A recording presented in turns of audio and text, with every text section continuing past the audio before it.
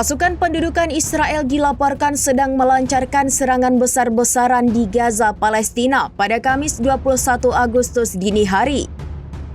Untuk mendukung serangan, Israel mengerahkan 60.000 pasukan wajib militer menargetkan bangunan dan warga di Gaza. Dikutip dari Tribun News, kabar ini dikonfirmasi oleh juru bicara pasukan IDF, Brigjen Avi Defrin. Pasukan Israel dikabarkan telah menyediakan jalur aman bagi warga sipil Gaza untuk mengungsi dan menerima bantuan medis. Sementara itu, Perdana Menteri Israel Benjamin Netanyahu dan Menteri Pertahanan Israel Katz berambisi menguasai jalur Gaza pada Kamis hari ini. Ratusan ribu warga Palestina di kota Gaza sebelumnya telah diperintahkan evakuasi menuju penampungan. Serangan ini dilakukan setelah negosiasi gencatan senjata antara Israel dan Hamas dikabarkan gagal. Pasukan Israel dilaporkan berupaya merusak posisi Hamas yang telah bertahan 22 bulan di kota Gaza.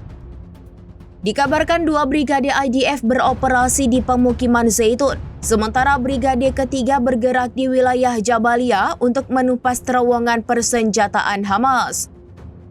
Juru bicara pertahanan sipil Hamas Mahmud Basal mengatakan situasi saat ini sangat berbahaya.